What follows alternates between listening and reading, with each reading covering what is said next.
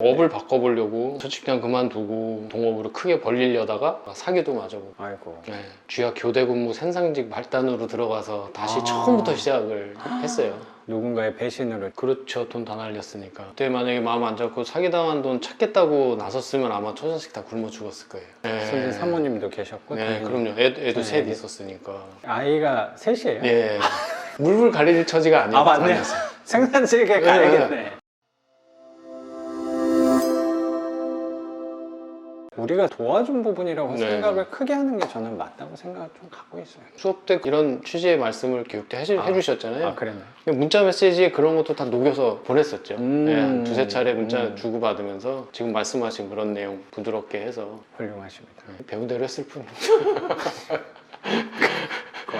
명도학에서 그래서 오늘 네, 오늘 드린 드렸고. 거고, 뭐 저 남아있는 짐도 이번 주 내로 뭐 네. 정리를 하신다고 했으니까 첫 명도에서 이 정도면 굉장히 훌륭한 성과라고 또 생각이 들고, 이렇게 또 컨디션 좋은 집을 거의 저는 뭐 그 정도 부딪히면 부딪힘이 거의 없었다고 네. 생각이 좀 들어서 거의 무혈입성하신 거 아닌가라고 생각이 좀 듭니다. 선생님 관해서 한번 네. 질문 좀 드려보겠습니다. 선생님은 아직도 기억에 남는 게, 그래서 40대 후반이신데 삶에 우여곡절이 굉장히 많으셨다라고 하시면서 이제 경매하는 계기에 대해서 말씀을 좀 하셨는데, 왜 경매를 갑자기 하시게 된 건지 40대 후반이 돼서.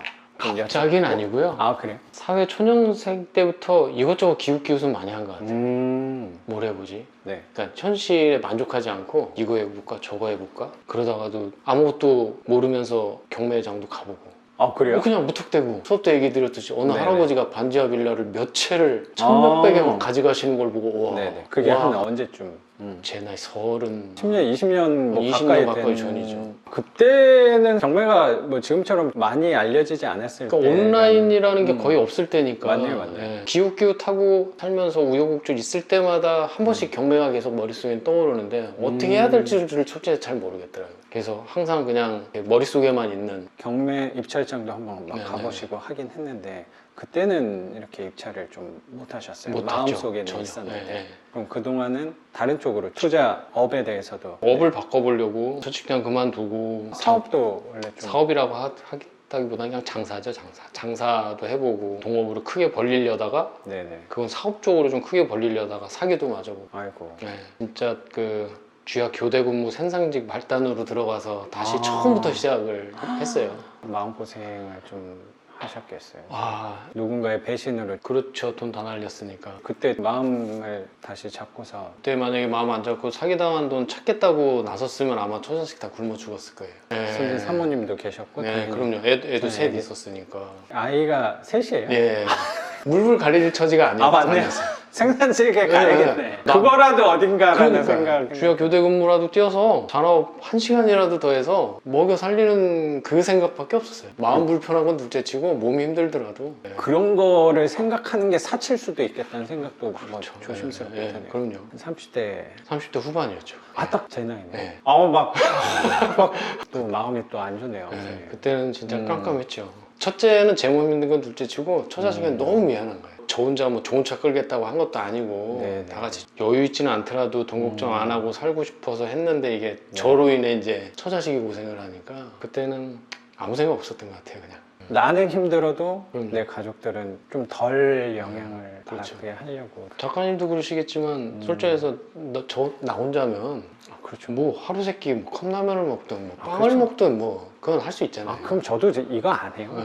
막 살아도 돼요. 그러니까 어디서 월 100, 150만 받아도 그렇죠. 최저시급만 받아도 아무 상관없어요. 그렇죠. 넉넉히 살아가죠. 뭐. 그러니까요. 네. 맞아요. 근데 저도 사실 어떻게 보면 열심히 뛰는 게 비할 바는 사실 아니긴 한데, 저의 동기와 원천이 되는 부분은 있거든요. 뭐 퇴사하게 된 것도 그렇고, 출발이 경매잖아요. 뭐 아시다시피. 경매를 한 이유가 정확히 결혼도 안 했고, 당연히 뭐 아이도 없으니까. 근데 제 와이프랑 결혼을 해야 된다고 생각을 하니까 이 회사는 내가 계속 있으면 안 되구나를 첫 번째 생각해서 했던 것 같아요. 내 가족들. 다른 측면에선 나의 짐이라는 생각이 뭐 없다면 또 거짓말일 수도 있거든요. 내 어깨에 실려 있다는 생각도 당연히 드니까. 근데 그 덕분에 제 와이프랑 이제 나도 결혼을 해야겠다라고 생각하니까 경매라는 걸 시작했던 것 같고, 퇴사할 때 이제 아이가 나온다고 하니까 아이가 나오면 한 근 10년, 20년 동안은 내가 퇴사하는 거를 입 밖에 꺼내놓을 수가 없겠구나.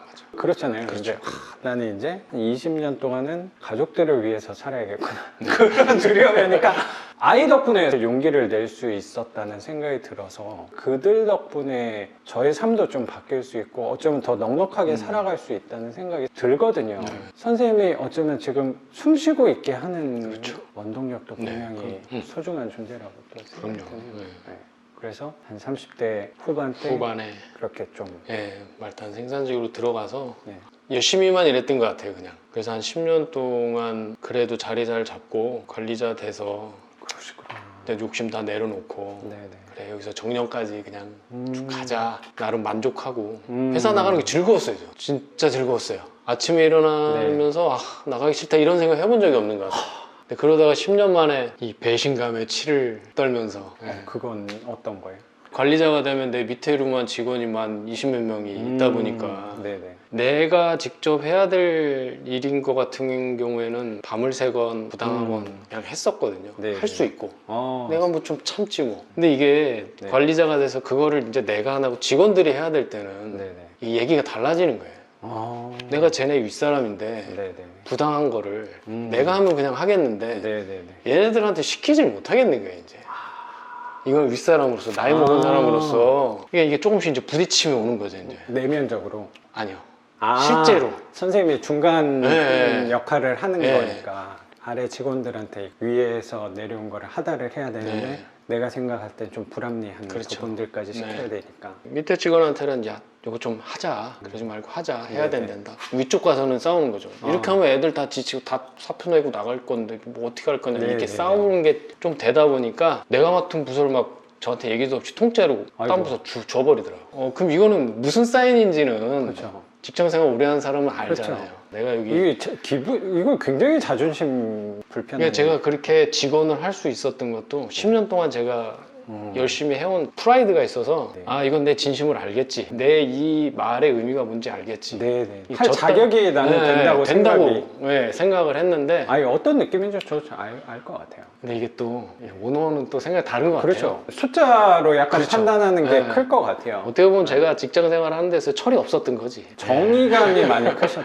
그러니까 선생님 같은 분이 사장님이 돼야 되는데 네. 그래야 좋은 회사를 할 수 있는 건데 보통 사장님들은 그러지 않은 분들이 사실 그러니까 훨씬 비율이 많다고 또 생각이 들어요. 어느 날은 싸우다가 대놓고도 얘기한 적 있어요. 사장님한테. 지금 관리자로서 같은 월급쟁이인 내가 네. 달래서 될 단계는 지났고 사장님이 직접 가셔서 네. 우리 힘든 상황이니 열심히 잘해보자 하면 다 네. 애들 착해서 따라올 애들이다. 음. 그 말씀만 좀 해달라. 안 하더라고. 그 얘기는 또. 그러다 부서 막 줘버리고 하니까 저는 이제 멘붕 오고 아 무슨 의미인지 알겠다. 야 내가 이렇게까지 일했는데 이렇게 내가 한다는 이렇게 건 10년 동안 헌신을 한 네. 직장인 건데 내 일처럼 네. 그 이상을 진짜 하신 내일처럼 거예요. 한 것 같아요. 근데 돌아오는 거는 결정적인 순간에 그렇더라고요. 그래서 한 1년을 방황하다가 그래서 회사 옮기셨다고 네, 하신 거예요. 주말 근무까지 감수하면서 옮겼는데 네. 도찐개찐 결정적인